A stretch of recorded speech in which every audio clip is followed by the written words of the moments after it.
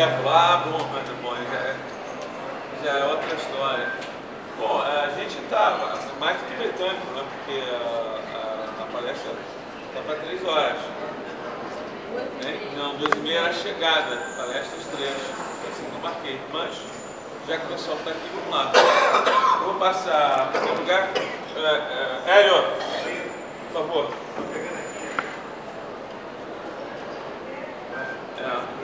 Eu queria apresentar a vocês o Hélio Rocha, o dono da galeria. Eu queria agradecer imensamente a ele por tudo isso, inclusive por esse novo evento, né, que ele teve que se mexer um pouco para a gente conseguir esse espaço aqui, esse silêncio. Normalmente eu estou acompanhando, assim, porque é contratado aqui no shopping, porque é uma feira, como vocês podem ver. E o Hélio, acho que fez uma tratativa bem sucedida aí, sendo ele um bom advogado. E além de um grande galerista, ele está se mostrando cada vez galerista. E eu estou muito feliz com uma exposição, não tanto, é claro, meus quadros, eu gosto dos meus quadros, mas eu gosto mais de outros. Agora, a galeria está fazendo um trabalho, assim, tudo, a limpeza, a iluminação, né, isso tudo, que eu realmente estou muito feliz. Queria agradecer muito ao Hélio. E a Denise também, né? E a Denise, tá? Fazendo essa gente, o Juan, o fotógrafo, tem o Gaia lá atrás que também ajuda, faz parte da galeria da equipe, artista importante e que contribui muito aqui para tudo que acontece aqui. Eu estou querendo que o Gaia me convide com o almoço, mas ele não me convida, entendeu? Estou brincando, Gaia. Eu só quero dar um pulo lá na tua casa, lá no Morro da Conceição, para a gente dar aquela volta, né? Agora lá no lugar estratégico, a ladeira João Homem, né, Gaia? Então, já deu a dica aí. Diz que lá tem tudo. Ele é um escultor interessantíssimo. E vale a pena, acho que conhecer o trabalho dele, conhecer a casa dele. E o lugar é incrível, né? Porque Morro da Conceição é um lugar histórico, engenheiro, maravilhoso. Agora tem a Pedra do Sal ali para visitar, tem um monte de coisa. Maravilhoso, né? Tudo, muito bonito. Agora o cais, o antigo cais, né, dos mineiros, onde chegava o ouro, virou uma pracinha. Eu estive lá, fiquei encantado. Tem uma casa chamada Casa do Porto lá, que dá espetáculos, dá palestras de qualidade cultural. Não é só espetáculo para divertimento, não. Espetáculo cultural, de boa qualidade, para aprender mais sobre o que eles chamavam a pequena África brasileira. Bom, ponto. Agora, voltando aqui, gente, eu convidei o Bob, entendeu? Porque eu precisava de alguém, assim, muito menor que eu, entendeu? Para contrastar comigo, né? Ele parece que ele é muito menor que eu. Então, eu trouxe ele por diversas razões. Em primeiro lugar, foi a primeira pessoa que eu mostrei esse trabalho e ele falou uma opção de coisas para mim, que eu não vou dizer, ele vai falar. Então, pode com você falar, por favor.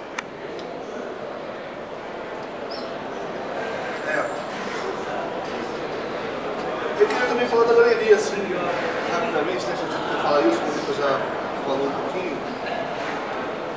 Tem essa história do Rio de Janeiro, né? Isso tudo que está acontecendo, a exposição vem de, na verdade, o trabalho do Lívia já lida com isso há um tempo, né? Quando eu cheguei aqui, eu já tinha vindo aqui antes, assim, mas no dia da exposição, quando eu subi ali, eu estava com bem, né? Aquele dia da chuva e tal, aí a gente ia ao centro primeiro, entrou no ônibus do metrô, chovia dentro do ônibus do metrô, aí o metrô ficou parado. Aí começou aquela coisa assim, não vai ter copa, não sei o quê. Mas foi realmente essa cidade assim é linda, né, e tal, mas está uma porcaria, apesar desse propaganda toda que está se fazendo. Então é uma grande enganação, um engorro que a gente está vivendo. A lógica do espertalhão, né? Essa coisa, a cidade que tem. No final, você não entende muito bem o que aquele cara que é secretário de transporte, dando risada. risada lá da desgraça dos outros usuários da Superligas. É um troço assim de espertalhão, de oportunista, de gente da pior qualidade. Mas aí eu fiquei pensando, hoje eu vim para cá, essa promiscuidade, né, que aqui é essa cidade onde a corte, né, maltrapilha portuguesa se instalou. Começou, eu não sei a história em detalhes, alguém que deve saber no Brasil. E primeiro se instalou na Quinta da Boa Vista, que era onde residia o grande comerciante, atravessador de produtos da natureza, que troca, né, uma espécie de monopólio com a corte. Isso tem nomes, isso é tudo certinho, que você teria ter preparado, mas eu pensei nisso agora. E isso é uma coisa que a gente herda e que continua, né, esses vícios. Mas tem um outro lado do Rio, que é o lado bacana, né, o lado Paulinho da Viola, o lado Bossa Nova, o lado Camboriú, o lado... Aniversário dele é o... Olha aí, então... o lado de gente bacana, o lado que é bacana do Rio de Janeiro. Eu achei que essa galeria aqui está desse lado, um bom exemplo desse lado aqui. Que recebe, você trata de um jeito digno, que expõe, tenta, aí nesse cenário também assim de oportunismo na arte, né? Tanta assim, gente que abre uma galeria, ou tinha uma galeria e descobre que agora a arte contemporânea, eu vim falar que a arte contemporânea nem sabe direito. Aí diz, tem um artista novo, aí caça ali na escola, gente que nem... pode até vir a ser, ter potencial, mas naquele momento é evidente que não está, e aí fica uma coisa que pula pela janela, não faz o caminho das pedras, causa umas relações meio promíscuas entre o que organiza a exposição, quando você vê um troço acontecer, mas uma galeria que prepara também, que recebe também, que trabalha com um artista que tem trajetória. Então, é uma coisa que destoa, né? É uma grata dissonância nesse cenário de uma cidade que chove dentro do metrô e o secretário de transporte está risado. Pessoal, que verdadeiramente a gente vive, se vive, né? E da experiência. Eu acho que a relação do humorismo com a cidade é essa. De viver, de olhar. Então, você tem coisas que o cartão postal não mostra, não capta. É essa atmosfera, é esse vento, é a brisa, são essas coisas mais, essas nuances da cidade, e que eu acho que ele foi pegando. Cada uma das pinturas foi pegando aspectos que a cidade, que a atmosfera da cidade, e também imprimindo, né? Não sei se foi o governo que está falando, sei lá, imprimindo nas pinturas, as coisas que cada um vive, cada um de nós que vive nessa cidade, que tem a história pessoal da cidade. E eu acho que isso vai, quando a gente se coloca, se confronta, se orienta pela paisagem, a gente de alguma maneira está se referenciando e se percebendo através dessa relação. Quer dizer, como a gente percebe aquilo tudo é muito um retrato de como a gente está, vivendo. Eu acho que isso aparece nessas pinturas. A vida, nessa paisagem, a gente vive muita paisagem.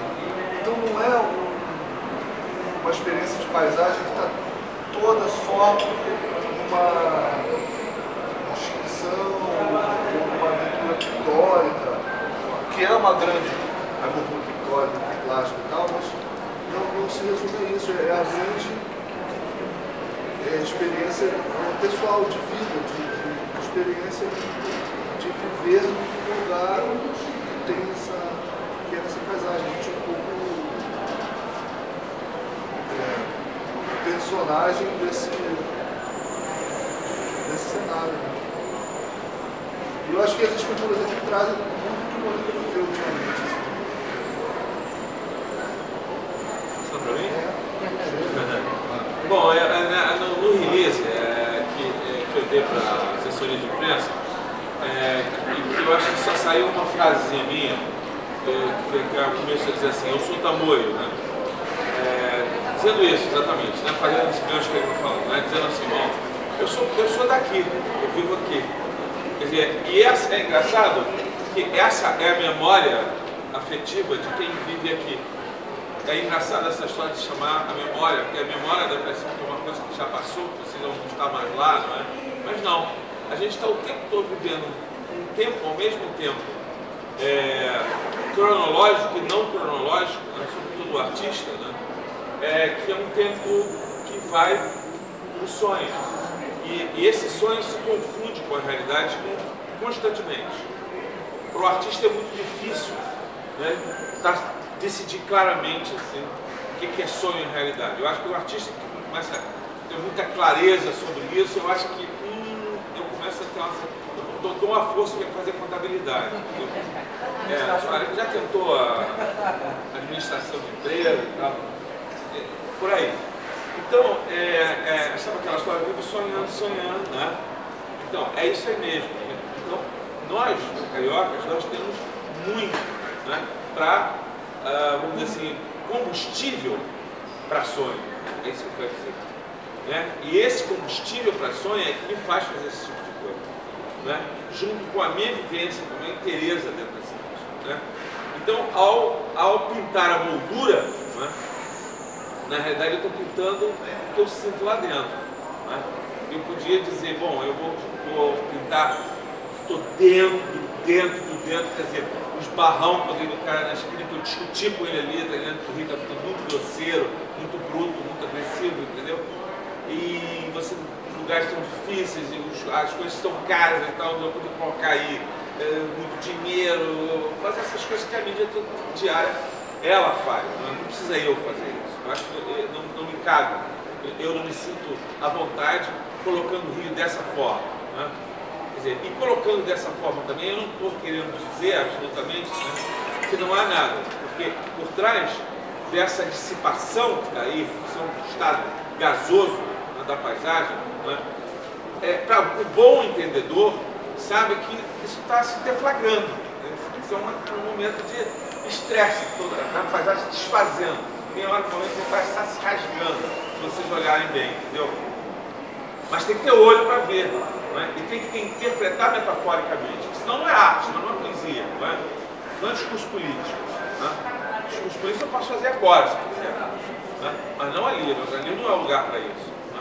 Então eu prefiro tratar desses sinistros, né? Por exemplo, né? Alguém pode até perceber isso muito bem nesse primeiro quadro aqui, entendeu? Né? Eu não vou ficar explicando o quadro, fala. Não sei falar alguma coisa. Tudo bem? Então fala. Então é isso, aquele mar revolto que está ali, uma série de outras coisas que vocês podem olhar que são indícios, não é? Dessas turbulências que nós estamos falando aqui. E falar em turbulência, no final do meu release, tinha uma coisa que não saiu em lugar nenhum. Né? É estranho o que está no release e por que não sai. Né? Porque se está no release, então copia o release inteiro, gente. A nossa imprensa, desculpa, a nossa imprensa está muito ruim. Muito. Mas é ruim não, é muito. Gente, eu fui do Pasquim. Ó, eu fui do Pasquim. Eu revolucionei a imprensa mundial. Entendeu? Eu vejo esse putaria agora. Me desculpem. Isso é palhaçada, entendeu? Não vou falar disso, aquilo, não. A imprensa faz isso como um todo. Com raríssimas exceções. A gente hoje está em cima de Facebook, né? Tentando catar um pouquinho a verdade ali, aqui, né? O que as pessoas estão vendo, o que elas estão achando realmente das coisas, né? A imprensa está mascarando tudo. Entendeu? Então não coloca lá o que eu disse no final. Olha, se não tomar cuidado com a cidade, não fica morro, lagoa nem mar. Falei isso. E eu estou folheando um livro de um obscuro aquarelista, que era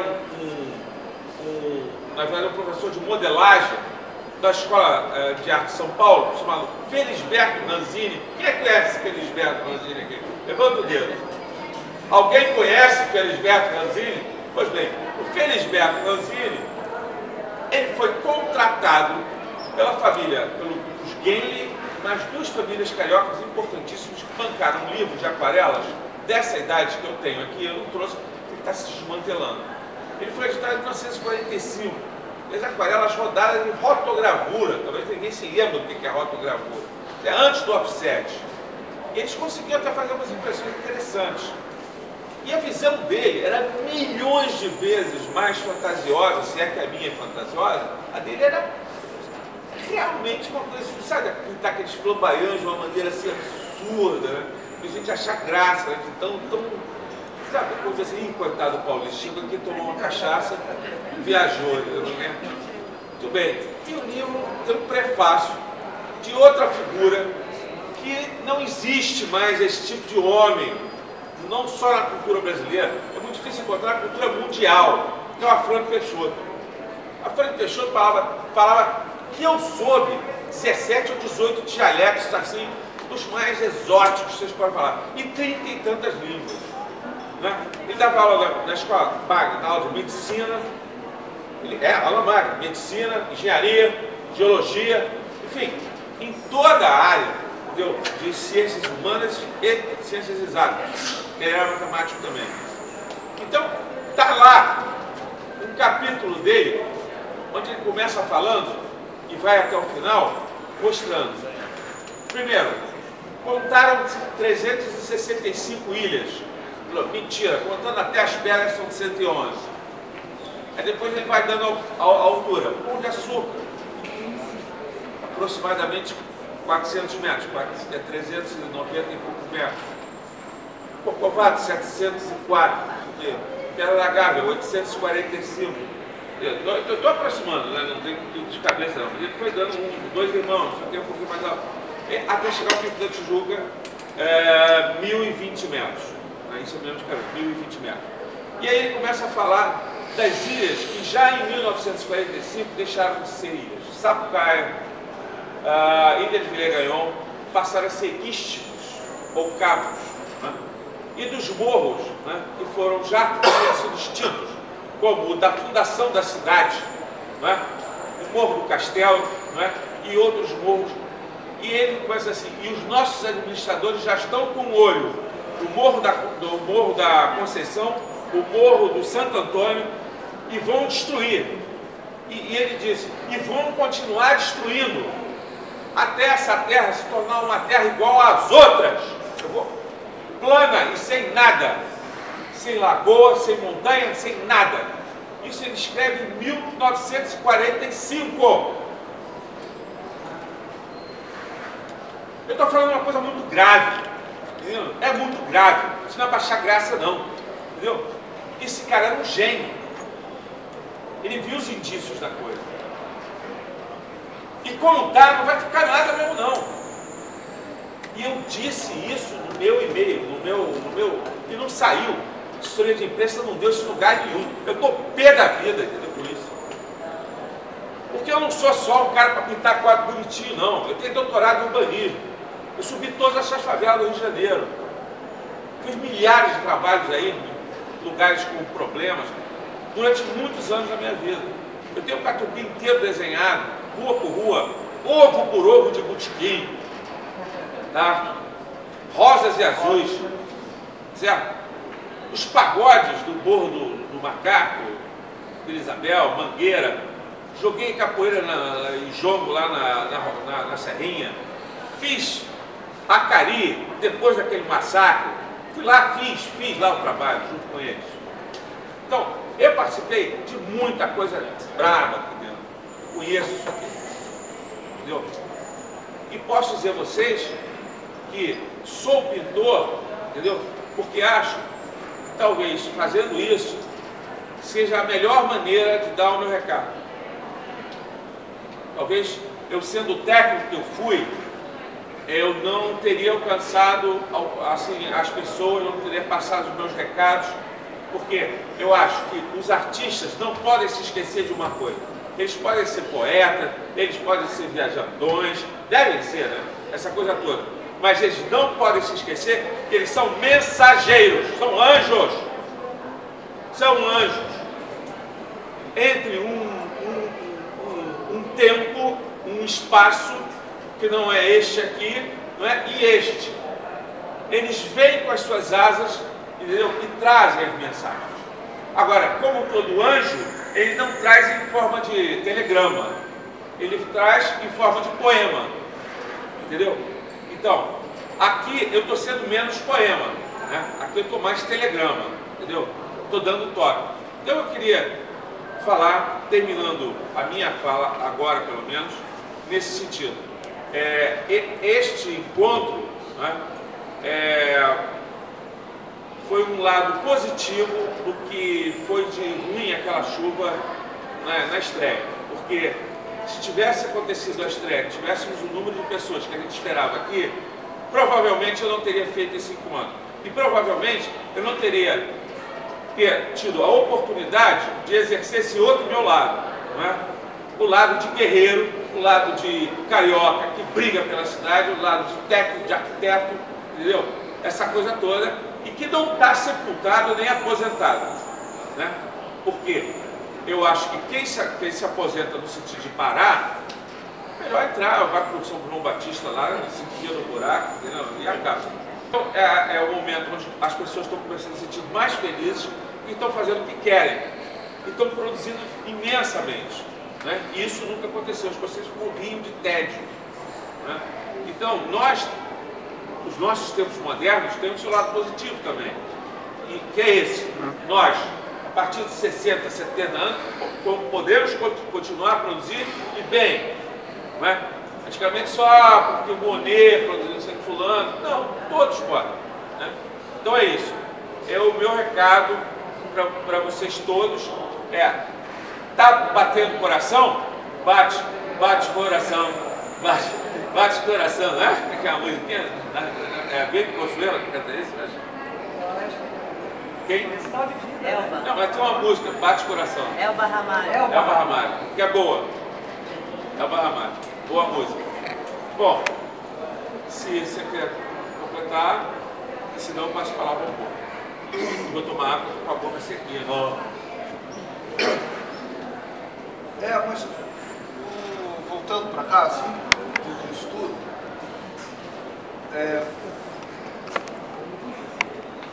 reforça, fica a ideia, é até fácil falar disso, de uma diferença entre o Rio vivência, o Rio que se vive, e a cidade como produto, que é o que a gente vê muito, que está acontecendo demais, como cartão postal. Coisa pronta para se viver. Esse pronto já tem certas perspectivas estabelecidas, certas visões que a gente está acostumado a ter. Essas fotos que saem, botam a pessoa na frente, fulano, tantos anos, Rio de Janeiro. Quando eu falo cartão postal de uma maneira abrangente, né? As cenas de TV mais comuns, assim, tudo isso é uma espécie de propaganda, de imagem, de venda, né? de imagem para consumo.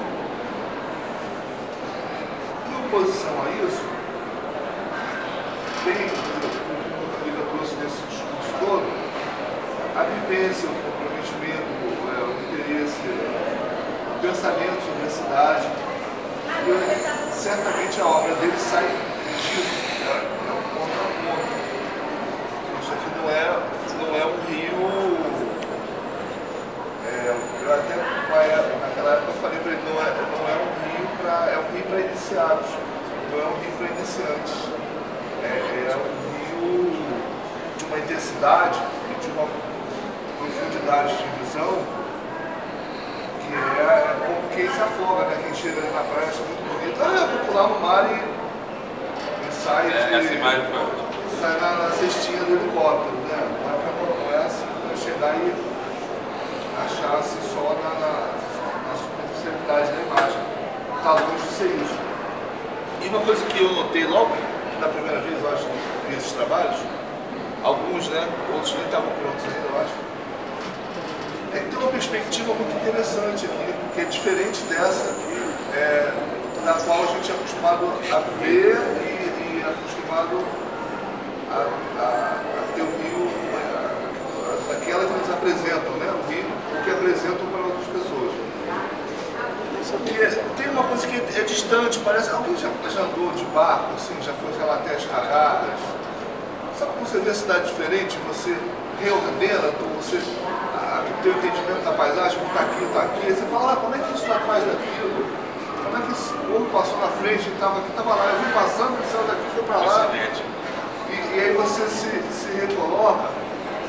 E também a coisa do horizonte, que muitos horizontes são repetidos, são desconstruídos, estão em alturas diferentes. É uma maneira de olhar para o Rio e representar e criar uma paisagem que não é de um ponto de vista. Aí tem essa história toda do ponto de vista, tem uma discussão longa, tem pressupostos ideológicos disso, né, quando se assume determinado ponto de vista, da perspectiva e tal. Não é o caso, não há perspectiva nenhuma aí. Não são perspectivas. Não foi uma brincadeira. Não há cartesianismo nesse espaço. Outras perspectivas, outros pontos de vista. Mas são perspectivas, são pontos de vista diferentes dos habituais. São situações que não são físicas, aí entra o imaginário, entra o sonho desse espaço onde se produz ou surge, né, o poético, entre o real e uma outra coisa que se torna real de alguma maneira, que são lugares onde o artista, o poder que se põe ou se projeta para fazer. Não necessariamente está naquele chão, naquele ângulo, naquele lugar, naquela altura. Então talvez esse passado aí de presente também, de técnico, de arquiteto, de urbanista, de subir, de descer, de andar para lá, permite que ele reorganize, reconfigure ou desconheça as configurações habituais de quem fosse uma primeira leva. Então dá para ver que é uma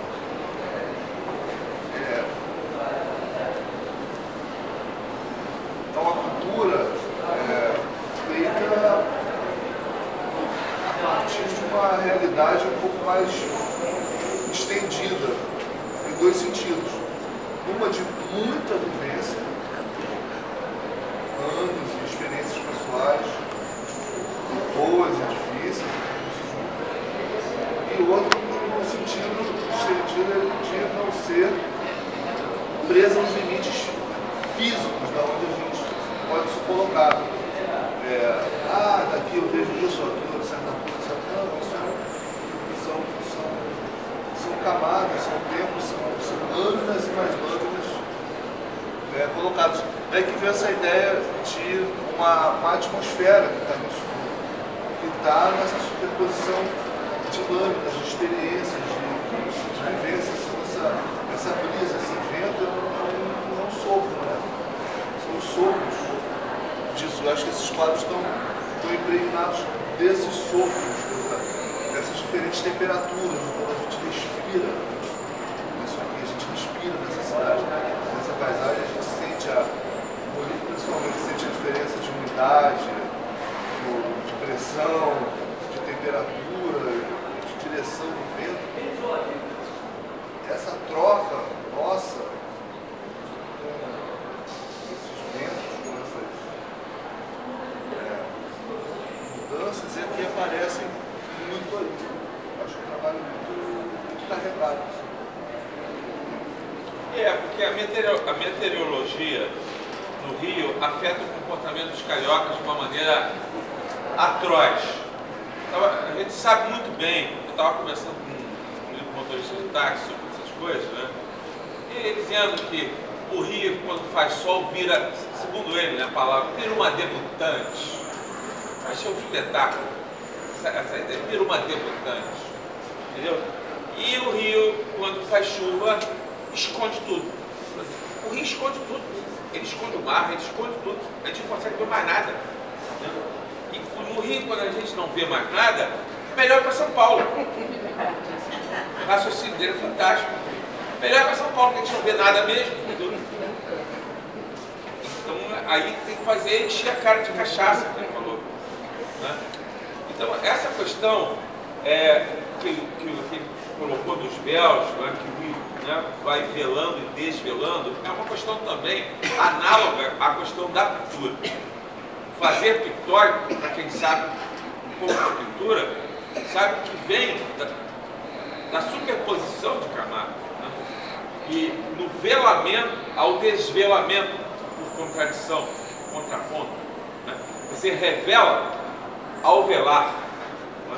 Ao contrário da fotografia. Né? Então, daí a fotografia ser um momento onde você queima um sal lá, né? Rapidamente, numa fração de segundo, e uma pintura é um fato, no sentido da palavra portuguesa, roupa, fato, para o bom português, é roupagem, fato, entendeu? É um fato plástico, essa é a diferença. Tanto é que tem muita gente ainda que discute que fotografia não é arte. Eu não estou para discutir isso aqui agora, entendeu? Porque tem todo um pensamento, né, que vem lá de trás, entendeu? Que imagina, né, o fato plástico como algo que se agrega, né, que tem que ser agregado, né, como material, e não a partir de um outro processo direto. Mas isso aí, eu não quero entrar nessa discussão, não vou no momento, entendeu? Eu acho que a fotografia pode ser vista, pode ser feita como arte, isso é meu mas de um outro modo, não desse pensamento que vem lá das belas artes mais antigas. Não é? Isso é uma discussão que eu escutava o Frederico Moraes conversar sobre isso no museu, eram discussões muito antigas, né? Passavam por isso. Mas voltando a essa questão do desvelamento, do revelamento, né? Através de uma camada sobre a outra, e aí é que as coisas vão aparecendo, né? É que nisso, eu acho que essa atmosfera úmida, bastante como é que eu vou dizer, densa no Rio de Janeiro, né? Que atinge incrivelmente os alérgicos. Meu pai foi um grande alergista, meu pai foi o Dr. Molica, muito conhecido médico homeopata, que teve muita clínica mesmo, por causa da alergia no Rio de Janeiro. Isso aqui é um antro de água, entendeu? Porque você tem o salitre entrando, né, a umidade do ar, já com alga, com não sei o quê, se encontrando com todos os micro-organismos que tem nas lagoas e nas matas. E isso cria um ambiente para proliferação de micro-organismos imenso. Né? E as pessoas mais sensíveis sofrem muito. Né? Eu tive asma quando criança, depois tive rinite a vida toda e acabei ficando surdo de um ouvido por causa de uma rinite dessa. Peguei uma gripe. E essa gripe atacou o meu ouvido interno e eu tive síndrome de Meniere. E hoje eu sou surdo, esse vírus por causa de alergia. Né? E virei um barômetro. Então eu tenho a percepção da chegada de uma frente fria ou de chegada de uma mudança de tempo de 1 a 2 a 3 dias antes da meteorologia, ó, bem antes, em vez de quando eles erram. Entendeu? E às vezes eles erram, têm acertado mais, mas erram também. É sempre bom telefonar com o Newton. Vai na roda, mas é daquele pessoalzinho dali. É um rato daquela. Do local. A cidade é uma ratoeira e ele é uma ratazana bem ali daquele rato. Então eles fazem, ele é um cara bem enfronhado ali nas coisas todas e tal. Ele e os amigos fazem uma coisa que talvez algumas pessoas já tenham ouvido falar, chamando, você não conhece, você fez o Bumbo, sabe o que é o Bumbo? É um festival de arte, performance, que eles fazem embaixo da ponte da Manhattan, Brooklyn, embaixo do pilar da ponte que vai para o Brooklyn, porque não é um lugar morto, ninguém vai, os caras que são ali sabem que está aquela área ali, eles fazem uma coisa da cena local de arte. Aqui os nossos recursos são um pouco mais tamoios, como disse o Molica. E você falou que a gente vai ver pôr do sol. A gente tem um tipo de mobilidade que vai mais para a paisagem, para a geografia natural do que uma coisa da urbe, da cidade, da televisão. Eu acho que aí é que residem as peculiaridades do Rio de Janeiro, da cultura, como você falou, da cultura. A gente é muito isso, a gente pega, por exemplo, a poesia. Outro dia eu estava vendo um motivo de verso, eu revi aquele poema Os Inocentes do Leblon, do Drummond. Quer dizer, ele fala de uma cena muito singela, o cara está ali, passa o negócio, vê o barco passar, mas é uma visão muito ampla do que é um tipo de espírito carioca, de uma vida dinâmica global, e da gente diante disso, não sei o que, um poema muito singelo, e ele se situa onde? Na beira da praia. A gente tem isso aqui, né? Que é o que nos diferencia em grande parte, eu acho, de outras culturas urbanas, como essa que eu mencionei aqui no amigo que mora lá em Nova York. Até no local assim do brasileiro, você vai daqui para cá, vai uma praia lá, já é completamente diferente. Claro. Aí é outra história. Aí você...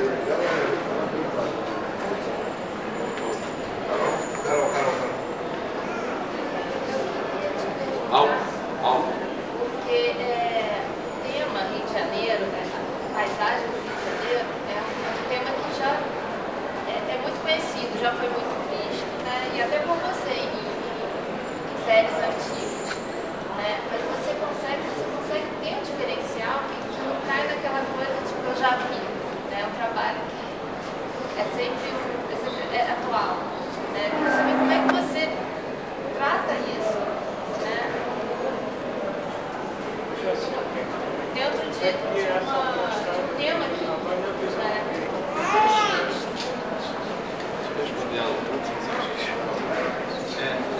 Carol, é o seguinte, a recorrência do tema não é uma imposição de fora para dentro, não é um encomenda, é um encontro que eu tenho comigo mesmo, quer dizer, é compulsivo, né? Porque quando eu vejo... o que ficou faltando na minha pergunta foi justamente isso, porque eu vejo uma honestidade no seu trabalho, uma sinceridade, foi esse o livro que faltou de perguntar, né? Porque eu olho isso e vejo, é Molica, Entendi. teu, né? Porque às vezes a gente encontra, né, uma imagem ou outra assim que a gente vê que forçou a barra um pouco, né? Não é meu caso. Às vezes, eu já fiz exposições, por exemplo, em 2012, eu fiz exposição quando eu fui fazer meu ateliê lá do Rio Comprido, eu chamei de Rio Lado B, né? Aí mudou completamente, né? A pintura passou a ser pastosa, com muita matéria, entendeu? Pareceu automóvel, pareceu rua, pareceu um monte de coisa, entendeu? Porque essa aqui que eu faço do Jardim Botânico, né? Mas eu estou de vista para a Lagoa e tal. Eu mudei para cá de novo, né? Então, o lugar realmente influi muito e vem de dentro para fora, entendeu? E o Rio Comprido tinha uma história muito legal, porque eu nasci lá, né? Me criei lá. Então, reencontrar aquele bairro, né? Hoje também foi um choque, entendeu? Então, eu tentei, dentro desse encontro do sonho e da realidade, criar um tipo de imagem, enfim, que o Bob, que aliás escreveu o texto, foi muito feliz, eu acho, muito senso de humor muito grande, né? Ele brincou, como se eu tivesse chamado para mim uma série de clichês estéticos da pintura, entendeu? Aí construísse um belo bolo de noivo, assim, daqueles bem que você compra de padaria, depois sentado em cima, entendeu? Essa foi a imagem dele.